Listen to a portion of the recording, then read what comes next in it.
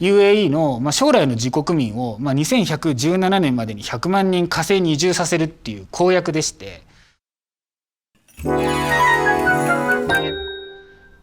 在宅勤務が増えて、子供を見る機会がとても最近増えたんですよね。でうちの子今小学生と幼稚園生の姉妹なんですけど、当たり前なんですけど確実に自分と似ているんですけど、確実に自分との差分があるんですよね。でこの頃の子供って、本人はまず実感できてないと思うんですけど、周りから見るとそういう変化とか差分に余裕で気づけるほど、信じられないレベルで毎日思考も体も大きく成長していて、とにかくその成長の速さと量にびっくりしているんです。でこれって厳密なことはさておき、おそらく毎日ほぼ新しい概念や景色に触れている。で体に対しても毎日新しい、いろんな方向に圧力がかかっているので、日々の成長の差分がすごいんじゃないかなというふうに思っています。でこのことって一見普通のことなんですけど、いろいろなことに通じているんじゃないかなと思ってるんですよね。皆さんどう思いますか？でもう少し深掘りすると、子供も含めて生物って差分の集合体が織りなす結果だと思っていて、勝手な解釈ですが差があるので方向というか違いがある。でそしてその差があるほど尊いっていうか、でこの人間の今のこの立ってる視点で考える方向とかを突き詰めると、例えば物理的に上に行けば行くほど宇宙があるし、下に行けば地中があると。でどちらも当然遠くて行ったこともないですし未知なんですけど、逆に未知なんで期待感がすごくあるっていうか、で何が言いたいかっていうと、いずれにしてもこの現在から遠いところにいる存在とか概念ほどその距離に価値を感じるっていうことないですかね。で突然変なことを言うようですけど、人間って三大欲求以外に4番目の動欲、動きたい欲っていうか元の場所にいたくない欲っていうようなものが概念的にあると勝手に思っていて、今も見ての通りじっとして話すことができないです。で実はこれって進化、つまり前に進むためのヒントを勝手に探っているんじゃないかと思っていて、その現在の位置からの、概念的にも物理的にも距離が遠ければ遠いほど、僕はこれは超域って言っているんですけど、超域すればするほどこの新しい進化のための圧力っていうのを受けられるのではないかと思っています。でそれを生物学的な選択淘汰の意味ではなくって、我々人類の概念的な進化圧だと私は勝手に呼んでいます。で要は子どもの頃に経験できる、新しい景色の連続による成長圧力みたいなものを、常時生み出すものだと思ってます。で進化圧を生み出す超域っていうのは、概念的なものでもよくて、で自分のことを思い起こすと、学生の頃その通信の研究をしていてですね、なんとなく電波に支配される世界が嫌だなと思って、LED などの、光の明滅に情報を載せる照明光通信をやったんですよね。で今ではそれWi-Fi ならぬ、Li-Fi とか言われているやつなんですけど、当時この空間の中で電波だけじゃなくって、あらゆる光から情報が降ってくる世界を作りたいなと思ってたのも、基軸からなるべく離れて超域したところに行きたかったっていう、光の研究が好きなわけでは全くなくって、その原領域からなるべく遠いところへ飛び出たくてしょうがなかったっていうことなんですね。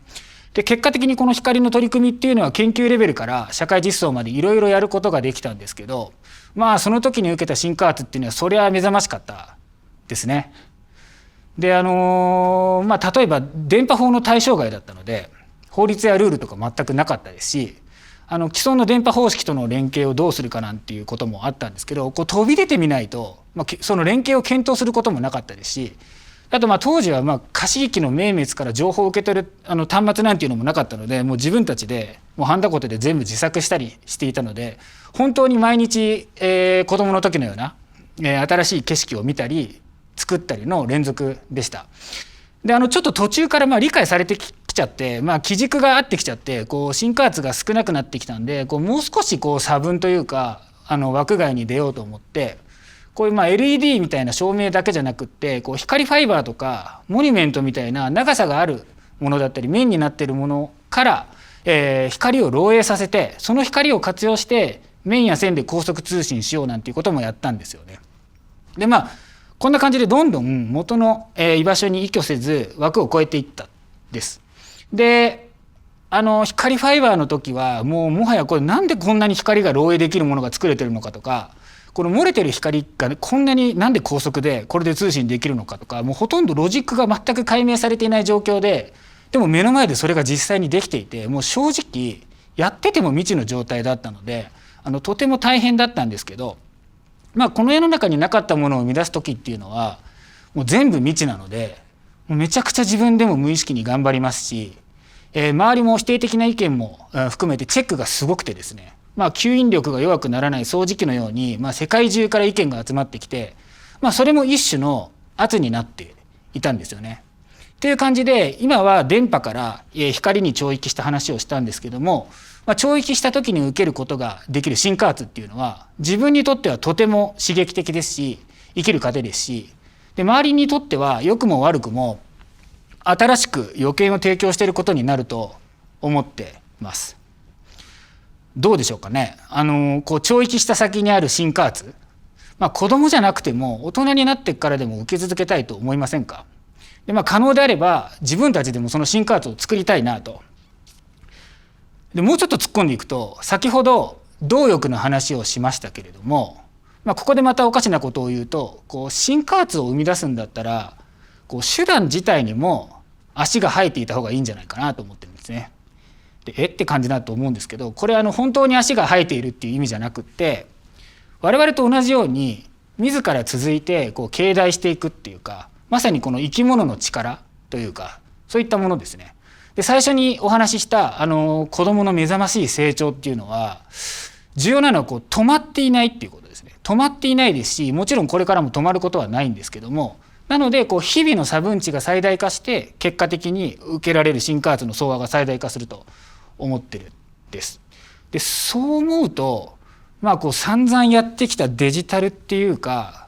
スナップショットみたいな足の生えていない01ではなくって、生物学的な思想ですね。01に対応するものでいうと ATGC っていうかに寄り添いたいというふうに思うようになりました。でこのあたり全く専門外だったんですけども、この情報であり実体であるもの、ゲノムに手段として興味をすんごい持つようになりました。で情報なのに、情報のくせにその情報を自分でアナログ空間に具現化できるっていうこの設計図ってすげえなと思って、これを使わない手はないなと。なので手段にも足が生えている方がいいと思ってるんですよね。でここまで説明してきたような、今いる場所からなるべく遠いところへ聴域するっていうことと、あと手段としての足が生えているゲノムも選択肢に取り入れる。であとはその聴域した場所で得られる進化圧っていうのを、これらをうまく組み合わせた取り組みをするっていうことが、今目の前でとんでもない速度で成長している子どもたちをこのまま飽きさせず、より成長させるものにつながるんじゃないかと思っていろいろ頑張ったんですよね。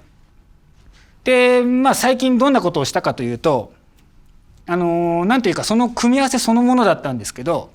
アラブ首長国連邦、UAE とのお話なんです。で UAE って皆さんご存知の通り、今資源大国というか石油石炭などをたくさん保有している国で、日本もそこから資源をかなり輸入してもらっていて、良好な関係を維持しています。で我々はお仕事で両国の資源エネルギー領域での連携強化を図ったり、共同研究でとか技術移転を、するためのお手伝いみたいなのをしていたんですけど、その一環でUAE が掲げている MARS2117 というプロジェクトに対して日本というか我々が何ができるかっていうのを検討したことがあったんです。で MARS2117 ってどういうプロジェクトかっていうと、地球の資源の有限性から UAE の将来の自国民を2117年までに100万人火星に移住させるっていう公約でして、もうすでに構想自体が物理的にも思想的にも超域している案件です。で当然ものすごい進化圧がそこにはあって、例えば火星という場所に行くにも片道2年以上かかるって言われてますし、地球から見て最初は向こう側っていうのは完全に平空間ですし、で人間が長く生きるのに必要な重力もない、重力どころか物資もない、何もないですし、じゃあなんか物を持っていくって言ったってっていうような、状況です。で要は考える土台も想像する景色も全然違うので、まさに自分が幼少期に戻ったような圧が受けられます。でそこで生きてくる概念というのが先ほど言った足が生えている手段ゲノムです。でこれ閉空間だと、我々も含めて自己増殖できるものが最初は必要で、可能であれば少ない材料でいろいろなものに成り代わるものっていうのが必要です。でこれは昨今話題のゲノム編集とか合成生物学の力を使えば、全部はすぐに難しいにしても理論的には火星という環境を、人間が住めるような環境に変えて、で現地の資源を必要な、食べ物とか材料になり替えることができるんじゃないかと考えて、デザインナチュラルリソーシーズ、Mars from Scratch Earth for Regeneration っていう考え方を、提唱しました。で、その具体的なやり方みたいなものも、示していて、どういうふうにやるかっていうと、それはその高度に機能の発現がデザインされた人工生物の力を使うと。で例えば二酸化炭素だらけの大気、火星って二酸化炭素だらけなんですけども、そこをそういったものを使って酸素とか窒素に変えたり、あとその地下空間には氷があると言われているので、それらの資源を地球のような状態にうまく素早く変換させて、植物とか水のような必要な資源を作ったり、あとは当然エネルギーとか必要ですから、そういったエネルギーや物質としての建材等に成り代わる人工微生物を持っていくなどなど、火星の環境をですね、行く前にある程度できる範囲でチューンしておくのはどうだろうかと。でこれすぐにはそれ火星側でできないので、まずはその予見で考えた知見を地球で試しながらやっていこうということで、その具体策をいろいろと考えました。でそしてもちろん構想だけだとですね、それこそ足が生えていないスナップショットですから、現地で直接ご提案しています。で日本だと、一見滑稽に、見えるような提案なんですけども、もう彼らは聴域していてすでに新加圧を受けていますから、もう何一つ嘲笑することもない、真剣に話を聞いてくれると。でも現時点でももう我々以上に資源があるのにもかかわらず、すでに前に進もうとしているっていう、もう半端ないなと。でも地球規模宇宙規模で子孫に何を残すのかっていうのを真剣に考えているっていうことなんですよね。なので我々も早速産業上有用な人工微生物を作るプロジェクトっていうのを始めました。で、そしてこの提案活動の際、NHK さんで、ユバル・ノア・ハラリさんの「サピエンス全史ホモデウス」っていう、有名な著書があるんですけど、その考察特番があって、その撮影クルーがですね、現代にいるホモデウスを探しているということで、私のところにアブダビまで取材に来てくれたんですよね。でその時のインタビュアーさんのことが忘れられないんですけど、こうマイクを向けて「ホモデウスさんは現在の人類の手段についてどう思いますか?」っていう質問をされて、それに対して僕が答えるっていう、もうこの時ばかりはもしかすると本当に自分が新加圧を作れるんじゃないかなというふうに錯覚した瞬間でした。っていうちょっと若干の冗談はさておき、とにかく自分で線引きした限界から超域して飛び出すしかないんですよね。でそれが新加圧を受けるための全ての始まりだと思っています。でとにかくこれからの未来を担う若者たちに、自分もどれだけの新加圧を残せるのかということで、僕自身は引き続き、チャレンジしていきたいというふうに思っています。